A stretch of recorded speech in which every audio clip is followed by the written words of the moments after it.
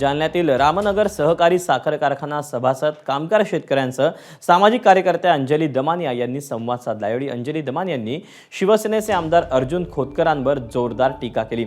खोतकरांनी विकत घेतलेल्या साखर कारखान्यांची माती केली असा गंभीर आरोप अंजली दमानिया यांनी केला। तसंच खोतकरांविरोधात मोठा लढा उभारणार असल्याचा दावाही दमानिया यांनी केला आहे।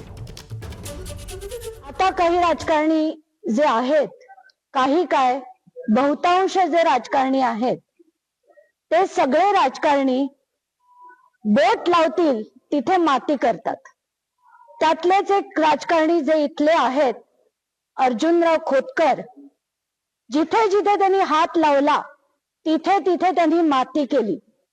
जनता सहकारी साखर कारखाना असो, कृषी उत्पन्न बाजार समिती असो, जालन्याची खरेदी विक्री केंद्र असो, या प्रत्येक ठिकाणी जिथे जिथे त्यांनी हात लावला तिथे तिथे त्यांनी माती केली। कुठलाही साखर कारखाना जेव्हा विकत घेतला जातो त्या ऍसेट्स बरोबर त्याचे लायबिलिटीज पण विकत घेतले जातात आणि त्या कामगारांचं देणं म्हणा, शेतकऱ्यांचं देणं म्हणा, हे सगळं द्यावं लागतं।